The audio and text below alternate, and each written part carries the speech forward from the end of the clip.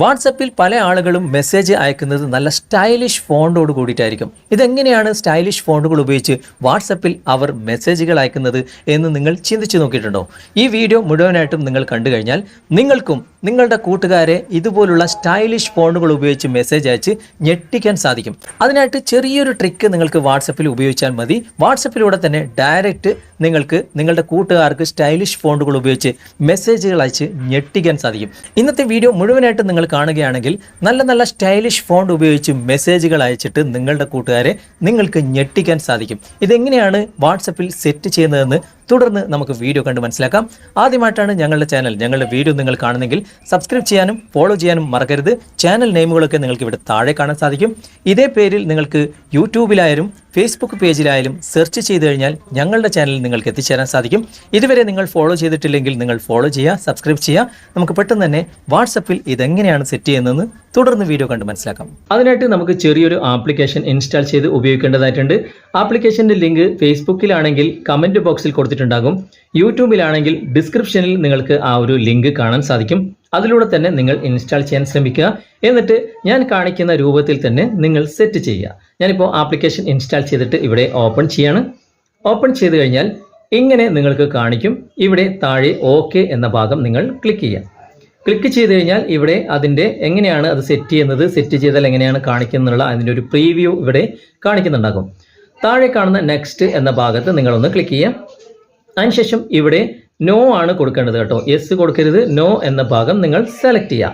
Select ചെയ്ത് കഴിഞ്ഞാൽ ഇവിടെ ഇങ്ങനെ നിങ്ങൾക്ക് വീണ്ടും അതിൻ്റെ പ്രീവ്യൂ കാണിക്കുന്നുണ്ടാകും.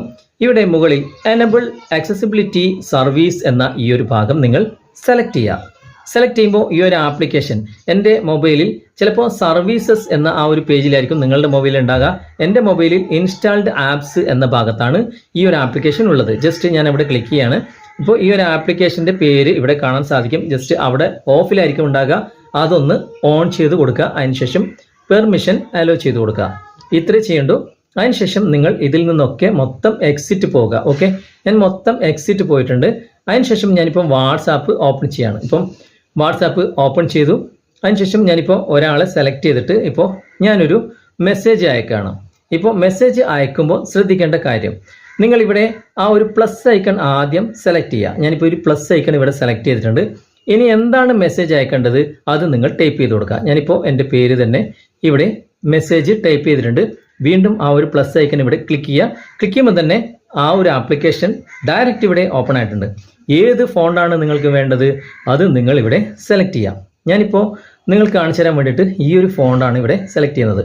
സെലക്ട് ചെയ്ത ഉടനെ ആ ഒരു ഫോണ്ട് ഇവിടെ വന്നിട്ടുണ്ട്. ജസ്റ്റ് ഒന്ന് സെൻഡ് ചെയ്ത് കൊടുത്താൽ മാത്രം മതി. നിങ്ങൾ എന്തൊക്കെയാണ് എഴുതുന്നത് അതൊക്കെ ആ ഒരു ഫോണ്ടിലേക്ക് മാറുന്നതായിരിക്കും. ഓക്കെ, ഇനി വീണ്ടും നമുക്ക് സെൻഡ് ചെയ്യണമെന്നുണ്ടെങ്കിൽ നമുക്ക് വീണ്ടും അതേപോലെ പ്ലസ് ഐക്കൺ ക്ലിക്ക് ചെയ്യാം. അതിനുശേഷം എന്താണ് എഴുതി കൊടുക്കുന്നത് അതിങ്ങനെ എഴുതി കൊടുക്കുക. അതിനുശേഷം വീണ്ടും ഒരു പ്ലസ് ഐക്കൺ ജസ്റ്റ് ഒന്ന് ഇട്ട് കൊടുത്തു കഴിഞ്ഞാൽ ആ ഒരു ആപ്ലിക്കേഷൻ ഓപ്പൺ ആയി വരും. എന്നിട്ട് നിങ്ങൾക്ക് ഏത് രൂപത്തിലുള്ള ഫോണ്ടാണ് വേണ്ടത്, ഇപ്പം ഇങ്ങനെയാണോ വേണ്ടത് അത് സെലക്ട് ചെയ്യുക, ഉടനെ സെൻഡ് ചെയ്ത് കൊടുക്കാം.